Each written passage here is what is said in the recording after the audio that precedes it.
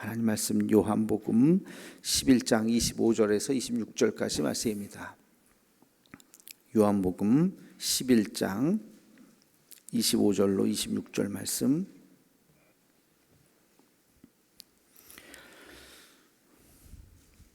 찾으셨으면 우리 함께 읽도록 하겠습니다. 같이 읽겠습니다. 예수께서 이르시되 나는 부활이요 생명이니 나를 믿는 자는 죽어도 살겠고 무릇 살아서 나를 믿는 자는 영원히 죽지 아니하리니 이것을 내가 믿느냐. 아멘. 에고 에이미 예수님의 자기 계시 오늘 5번째 시간인데요. 나는 부활이요 생명이다. 말씀의 배경이 있죠. 그 나사로라고 하는 젊은 청년이 죽은 거예요. 그 나사로는 누구냐? 성경에 보면 마리아와 마르다의 그 오라비죠. 같은 남매죠. 베다니에 사는 마리아, 막달라 마리아는 막달라 지역에 사는 마리아고요. 막달라 마리아가 사람 이름이 아니에요. 마리아는 사람 이름인데 막달라가 성이 아닙니다. 막달라 지역에 사는 마리아. 여기는 그 마리아가 아니라 베다니에 있는 마리아. 예수님이 그 마지막 방문하셨을 때 눈물로 옥합을 깨트린 여인, 눈물로 예수님의 발을 씻기신 그 여인, 거기가 그 마리아가 사는 그 나사로가 죽었어요. 얼마나 참 슬펐겠습니까? 아마 부모님이 등장하지 않는 걸로 추측을 해보건대 이 오라비가 굉장히 그 가장의 역할을 하는 굉장히 중요한 부모와 같은 그러한 아주 비중 있는 사람이었을 것이다라고 그 정도 추측을 할 수는 있겠죠. 다른 그 성경에는 없는 이야기니까. 아무튼 그 나사로가 죽었을 때 예수님에게 막 슬픔을 고백하면서 예수님이 있었으면 살아 죽지 않았을 텐데 이제 막 그런 후회와 원망과 또 본격적인 원망이라기보다는 좀 아쉬움 같은 거겠죠. 근데 그때 예수님께서 얼마나 마음이 아프셨겠습니까? 그 죽은 사람을 살리는 그러한 그 엄청난 기적을 여기서 베푸시죠. 그러면서 하시는 말씀이 나는 부활이요 생명이다. 예수님께서 제가 생각할 때 묵상을 해보면 굉장히 위로를 해주고 싶으신 것 같아요. 아주 너무나도 우리도 보면 좀 이렇게 그 죽음을 받아들이는 죽음이 있고 받아들일 수 없는 죽음이 있잖아요. 굉장히 고통스럽고 아주 우리도 마음이 아픈 그런 죽음들이 있죠. 이렇게 뉴스에 보면 거의 매일같이 나오잖아요. 그 안타까운 죽음들이. 참 뉴스를 통해서 들어도 참 마음이 안 됐는데 그 주변에 있는 당사자들, 특히 그 가족들은 정말 그 견디기 힘든 고통이 있을 것 같아요. 그 마리아와 마르다가 그런 아주 너무나도 슬픔에 빠진 거죠. 예수님이 또 잘 아는 동생 정도가 될까요? 동생과 같이 생각되는 그런 가족이었기 때문에 얼마나 예수님도 마음이 아프셨겠습니까? 그래서 이제 예수님께서 하신 말씀이 나는 부활이요 생명이다. 나를 믿는 자는 영원히 죽지 아니할 것이다. 이 말씀 아주 중요한 말씀을 하시죠. 부활이라고 하는 표현을 쓰셨어요. 예수님 삶에서 가장 중요한 단어가 부활이죠. 내가 죽지만 다시 살 것이다 라고 하는 것을 이야기하는 것만큼 그 예수님의 그 메시아 비밀과 같은 내가 십자가에 죽을 것이고 그러나 다시 살 것이다. 이게 예수님께서 정말 진짜 가까운 사람 아니면 그런 얘기를 함부로 막 하면서 돌아다니시지 않겠잖아요. 아주 중요한, 그렇죠. 여러분들도 여러분 삶에서 아주 중요한 어떤 미래의 어떤 계획이나 꿈이나 자기의 정말 그런 것들은 함부로 막 얘기하지 않잖아요. 정말 가슴에 품고. 근데 오늘 이제 그 얘기, 나는 부활이다, 나는 죽지만 다시 살 것이다 하는 이야기를 여기서 해버리는 거예요. 나는 부활이요 생명이다. 우린 다 죽을 수 있지만 그러나 다시 다 살 것이다. 너무 슬퍼하지 마라. 여기가 끝인 줄 알고 막 엉엉 우는 그들을 위로하기 위해서 그 비밀과 같은 은밀한 이야기를 하시는 거죠. 나도 죽지만 다시 살 거야. 다시 살 거야. 걱정하지 마 하는 부활이라고 하는 말씀을 하십니다. 여러분, 이 부활이라고 하는 것이 기독교의 가장 큰 복음의 핵심 중에 핵심이죠. 인간은 다 죽죠. 누구나 다 죽죠. 그러나 죽음이 끝이 아니라 다시 우리가 살아나죠. 다시 산다고 하는, 죽음이 끝이 아니라 다시 살아난다고 하는, 이거는 믿는 자에게는 어마어마한 일이고 믿지 않는 자에게는 허무맹랑한 얘기죠. 그게 말이 되냐? 허무맹랑한. 야, 천국을 팔아먹네. 가보지도 못한, 가볼 수도 없는. 안 믿는 사람들이 기독교를 비판하는 것 중에 하나가, 뭐 비판이라기보다는 아주 비난하는 것 중에 하나가, 있지도 않은 천국을 팔아먹는다. 그렇게 생각하면 할 말이 없어요. 할 말이 없는 건 아니지만 하여튼 참 안 믿는 사람, 안 믿으려고 작정한 사람한테는 무슨 얘기를 할 수 있겠습니까? 그죠? 그건 갔다 가보지도 않은 천국. 갔다가 오신 분들도 더러더러 있기도 하고, 아무튼 안 믿는다. 죽은 이후의 삶은 난 안 믿는다. 그러면 할 수 없는 거죠. 안 믿으면. 근데 아무튼 이것을 믿는 자에게는 어마어마한 사건이죠. 그렇죠? 이것을 만약에 저도 이제 거기서 시작을 한 거예요. 고등학교 때 예수 잘 믿는 내 친구한테 이야기를 한참 듣고 나서 결국엔 내 선택이구나, 내 결단이구나. 있을까 없을까? 하나님이 존재할까? 하나님이 존재한다면 당연히 천국도 있을 것이고, 당연히 성경도 하나님의 말씀일 것이고, 그렇다면 내 삶을 내가 이렇게 살면 안 되지. 하나님이 있다고 하고 천국이 있다고 하면 내가 이렇게 살면 안 되고, 반대로 하나님이 없다고 하면 천국도 없을 것이요, 성경은 다 거짓말일 것이요. 그러면 내 삶이 완전히 달라지잖아요.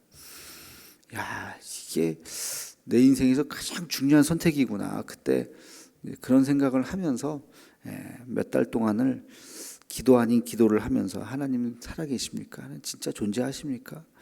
하나님 있다면 내가 믿을 수 있도록 한번 해줘 보세요.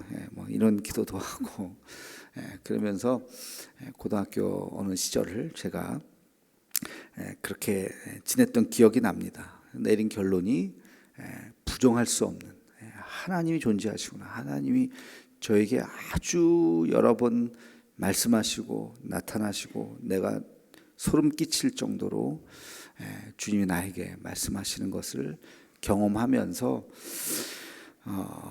긴가민가 정도가 아니라 확신을, 어느 순간은 이제 확신을 넘어서 막 무서울 정도로 하나님이 계시구나 하는 것을 경험하면서 다 인정하게 되는 거죠. 그러니까 세상이 완전히 달라 보여요. 완전히 달라 보여요. 내가 살아가는 것이, 내 목표가 이렇게 사는 게 다가 아니구나. 그리고 이제 제가 이제 이 신학을 하고 목사가 되기로 결정을 합니다.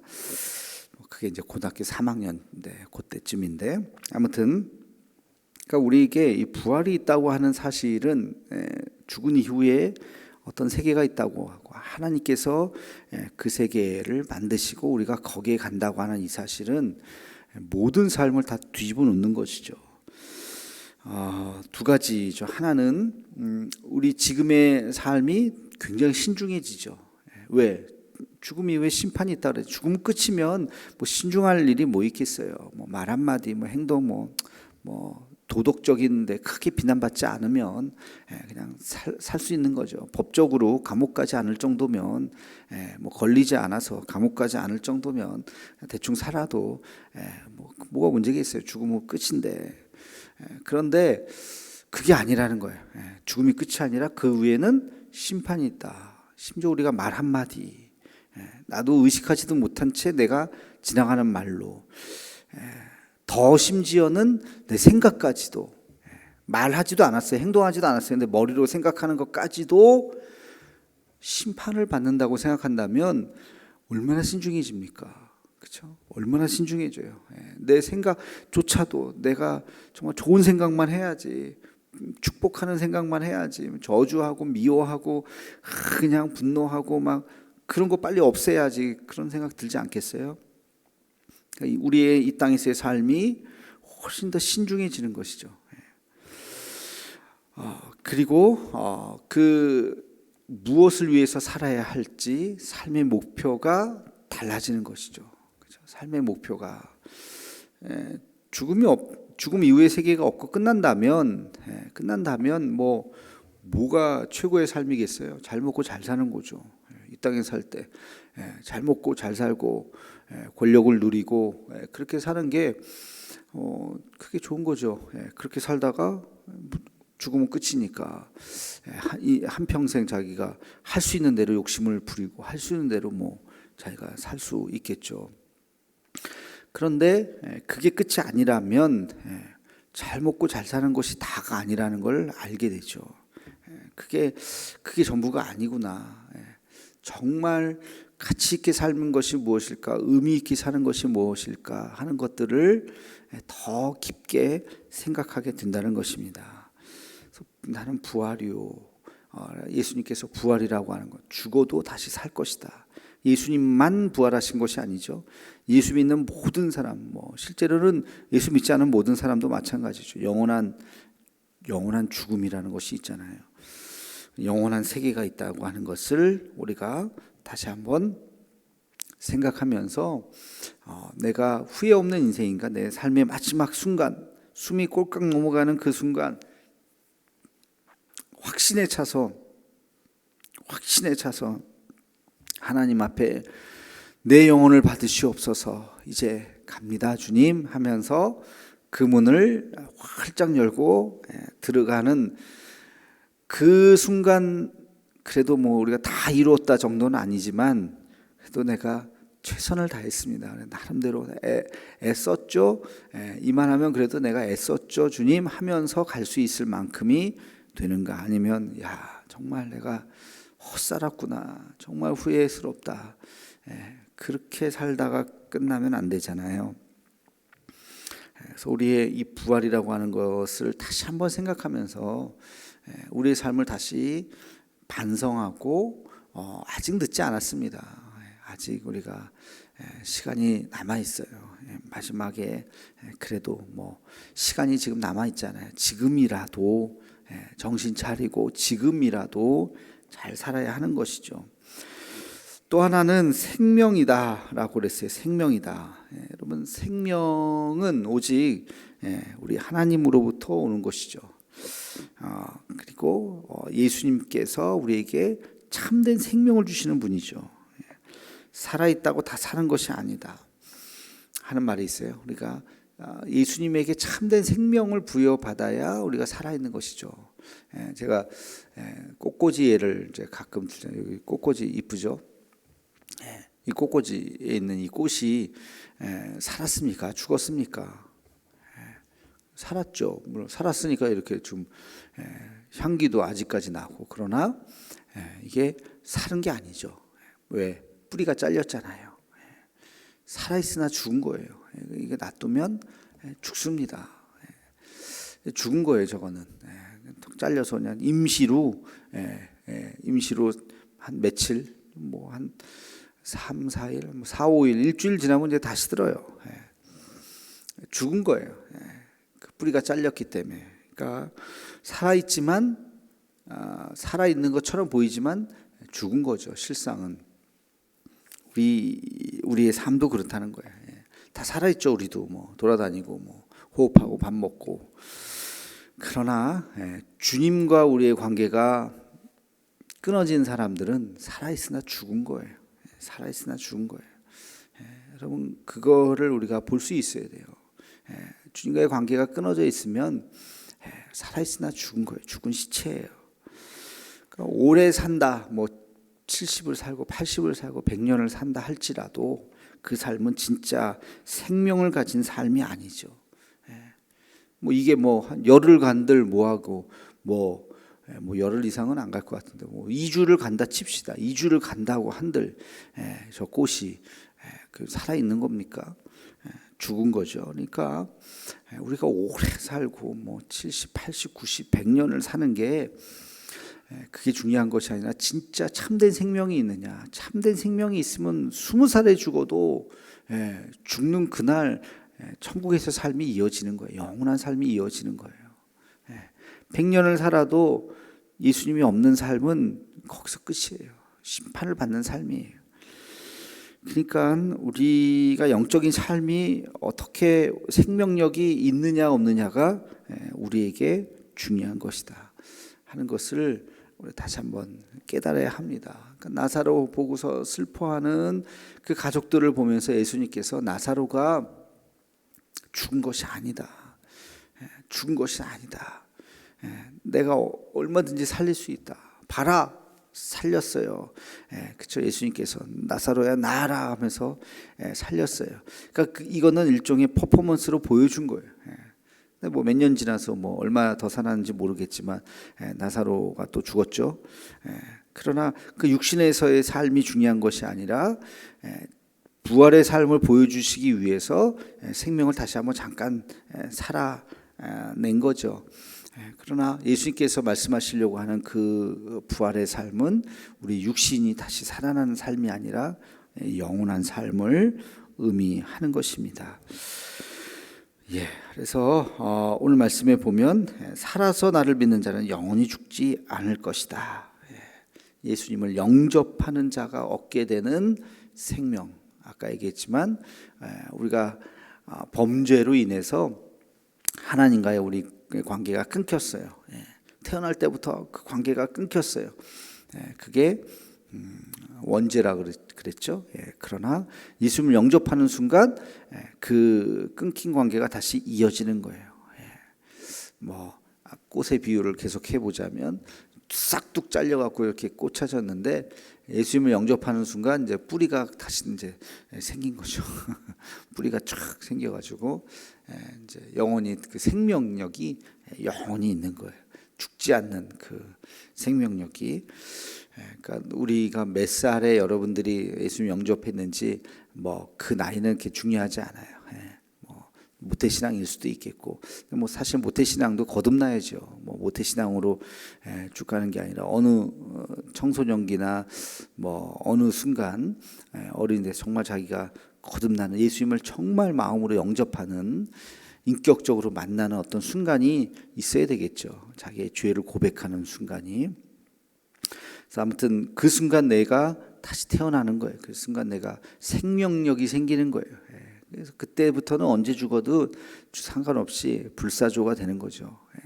그때 죽어도 뭐 인간적으로는 아쉽겠지만 30살, 뭐 40살 젊었을 때 죽으면 인간적으로는 아쉽겠지만 그 삶이 천국에서 이어지는 영원한 생명을 갖고 있는 삶이라는 것입니다. 그래서 오늘 나는 부활이요 생명이니 우리 장례식에서 많이 또 인용하는 말씀이고 이 말밖에 또 장례식에는 위로 드릴 말씀이 없죠. 지금 막 슬픔을 경험하는 그 가족들에게 그러나 이 슬픔의 자리가 끝이 아니고 우리는 영원히 살 것입니다라고 하는 이 부활이요 생명이니 하는 이 말씀을 나누게 됩니다. 지난주도 두 가정 장례를 치르면서 이 말씀을 함께 나누면서 저 자신도 다시 한번 그래 부활이 있지, 이 땅에서 삶을 우리가 다시 한번 재조명하면서 살아야지 하는 생각을 하게 됩니다.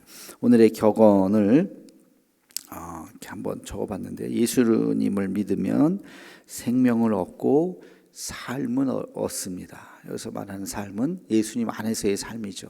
가치 없는 삶이 아니라 가치 있는 삶으로, 의미 있는 삶으로 살아가는 삶을 얻습니다 라고 하는 것이고, 또 하나는 부활이 있다는 것은 우리의 삶이 모두 그날 드러난다는 것입니다. 조금 길지만 부활이 있다고 하는 것은 우리 모두의 삶이 그날 다 드러난다고 하는 것이다 라고 하는 것을 우리 다시 한번 좀 생각하면서 오늘 또 묵상하시기 바랍니다. 기도하겠습니다. 거룩하신 주님, 오늘도 우리에게 또 예수님의 생명의 말씀을 허락해 주심을 감사합니다. 나는 부활이요 생명이니 나를 믿는 자는 죽어도 살겠고 무릇 살아서 나를 믿는 자는 영원히 죽지 아니하리라. 예수님의 말씀을 우리가 생각하고 묵상하고 기억하고 또 기억하며 우리의 삶이 이 자리가 끝이 아니라 영원한 삶이 있다는 것을 믿고 깨닫고 그리고 그 영혼에 잇대어서 살아가는 의미 있는 삶을 살아가는 우리 모두가 되게 하여 주시옵소서. 우리 대도의 가족들 오늘 하루도 주의 날개 그늘 아래 품어 주시옵소서. 예수님의 이름으로 기도하옵나이다. 아멘.